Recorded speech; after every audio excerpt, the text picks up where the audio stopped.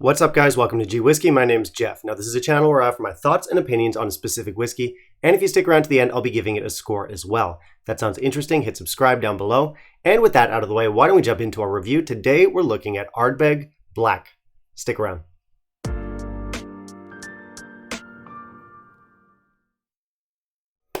Okay, so we have another hype beast with us again today. This one is called Ardbeg Blaaack. It's my second Ardbeg in a few weeks. A few weeks ago, I did the other big hit of 2020 from Ardbeg, which was the Wee Beastie. Wee Beastie is part of their core range. It's a 5-year-old expression. Really good stuff. That got a lot of hype last year when it came out, and so did this. Ardbeg had two pretty big superstars of last year. Now, the Wee Beastie is a core range expression. Like I said, this one is going to be a limited release. A lot of people were talking about this one. People were snatching up bottles. The online community was abuzz. Whiskey YouTubers were talking about it. So really big hit last year. It's designed to honor the Ardbeg Committee. The Ardbeg Committee is basically just a glorified Ardbeg fan club, a group of people from around the world who love their Ardbeg. Now, I'm a little bit late for the hype train on this one. This one was a big hit, as I said, last year. I think that's been replaced. All the hype has been replaced by a new release called Ardbeg, which is kind of like a pirate-themed release. Haven't tried it yet. I'd like to get around to it eventually, but for now, we've got the black.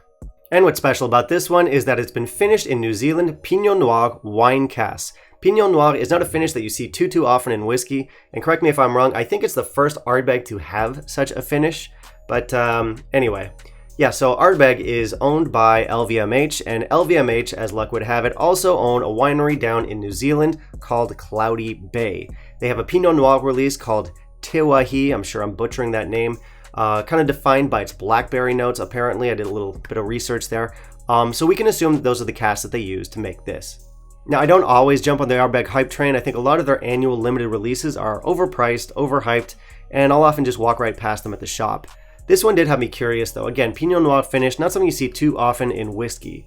Wine finishes in general, they can make or break a whiskey. They can absolutely ruin it if they're not done properly, but when they are done properly, they can add a lot of extra dimension to that whiskey. So why don't we find out about this one? Why don't we jump into a review, see what it's all about, and in the meantime, if you can kindly leave a like down below, that'd be greatly appreciated. So with regards to specs, Ardbeg usually comes through for us here, and this one's no different. Our ABV comes in at 46%, this is non-chill filtered, and it is naturally colored. So well done. So for presentation, I like this bottle. It's different from most Ardbegs. Most Ardbegs, they have kind of like a transparent green colored bottle. This one, it's completely black. Now, I think some people might complain because not only can you not make out the color, which is true of all Ardbegs, but you also can't make out your liquid level. You don't know how much you have left in the bottle. I can see how that's frustrating for some, but regardless, I do like the look of it. So for presentation score, I'll give it a solid 4.5 out of 5. I like these kind of like little silver accents they have going on. Gives us some good info. Non-chill filtered. It tells us it's a limited edition down here. It doesn't tell us it's naturally colored. It should. Got a long blurb on the back. A lot of it's fluff. We're honoring our committee members. Sure, whatever. Tasting notes down here. Overall, classic Ardbeg bottle with a few extra twists. I like it. Looks good on the shelf. All right, let's try our nose. Clearly Ardbeg. This is a lot brighter and cleaner than I thought it would be. Didn't expect that from a wine cask finish. You have salt, particularly salty one, briny, smoke, of course. There's dark chocolate, lemons, papaya, some freshly sliced, golden, delicious apples. You are getting that wine cask in here, but it's not at the fore. Some like blackberry notes, some red berries, kind of like some wine tannins in there too. But again, they're kind of tucked away, well integrated, but not at the fore. Let's try our palate.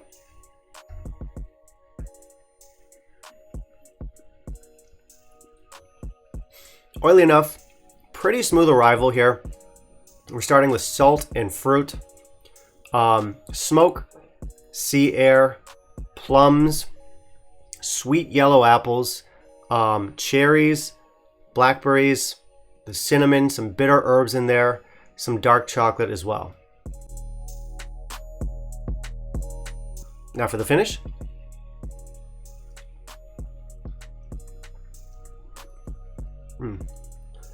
Loads of cherries, gentle smoke here. More of those yellow apples, sweet yellow apples, golden delicious, plums, dates, sweet oranges, blackberries. There's some dark chocolate. There's some mineral notes in here. There's some papaya still. The oak is very gentle, very well integrated, but definitely present.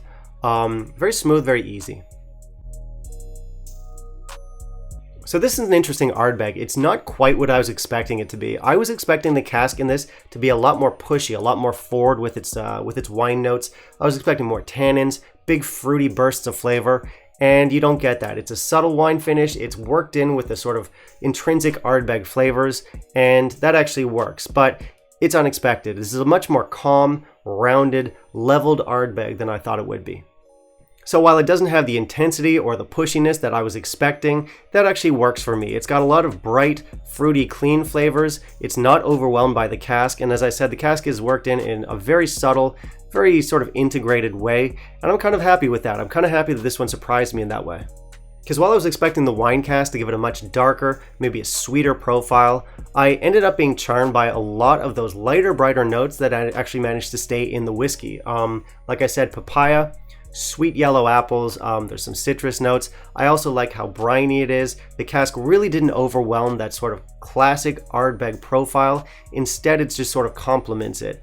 For me, the highlight of this is going to be those cherry notes. Now, cherry is not a flavor I'm used to getting in Ardbeg, and it definitely added an interesting twist.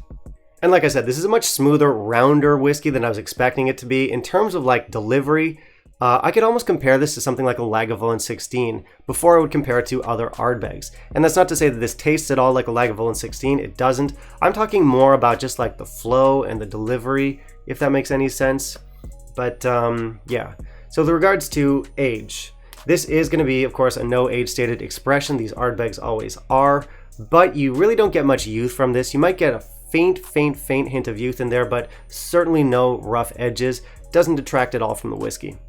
So clearly I like this one. I think for score, I'll give it a solid 88. I think it's pretty unique among Ardbegs, and I do like how well integrated that finish is. I was expecting something a lot punchier. What I ended up with is something a lot more gentle, a lot more rounded, and a very subtle integration between cask and spirit, and I always appreciate that. We're getting classic Ardbeg flavors here with that Pinot Noir twist. Again, a little bit more calm, subtle, gentle than you might expect. Now, as I mentioned earlier, this is a limited edition bottling and it came out last year, so I'm already late for the party in giving you this review. Hopefully you can still find it at retail, and if you can, snatch it up. The sooner the better, because these bottles always command a heftier and heftier price tag on the secondary market. Now, if we start talking about value, that's where things get a little bit tricky here. As I mentioned, this is last year's release. It's already been out for over a year, and it's probably been snatched up in most places. So it really comes down to what you can find near you and what you're willing to pay. If you can still find it at retail price or something close to retail price, then yeah, that's definitely something that I would recommend thinking about. Even at that price, I'm not sure that I would buy a second bottle of this, but it is reasonable. It's a great whiskey and one worth trying once. If you're starting to look at secondary market prices, you're going to see a massive uptick in how much you got to pay. That's where things get a little bit iffy. I'm not sure I'd be willing to pay it myself. Of course, in the end, it's going to boil down to you. How badly do you want this whiskey, and ultimately, how much are you willing to spend for it? For me personally, if I see this for $200-300, it's just a hard pass. I do like this whiskey. I've enjoyed every drop of it, but I would have a pretty tough time justifying those kinds of prices to myself. But I think people who know Ardbeg, who like Ardbeg, who are fans and collectors, they're savvy enough. If they've got the budget and they've got the desire, I mean, this is a bottle that you're still going to enjoy. Alright, that'll be it for me today, guys. Thank you very much for watching. As always, hit subscribe down below, click that little bell icon, and of course, smash the like. And I do want to hear from you. Have you tried Ardbeg Black? What are your thoughts on it in terms of value? And finally, down in the comments, let me know what you want to see me review next, and I'll keep it in mind for my next video.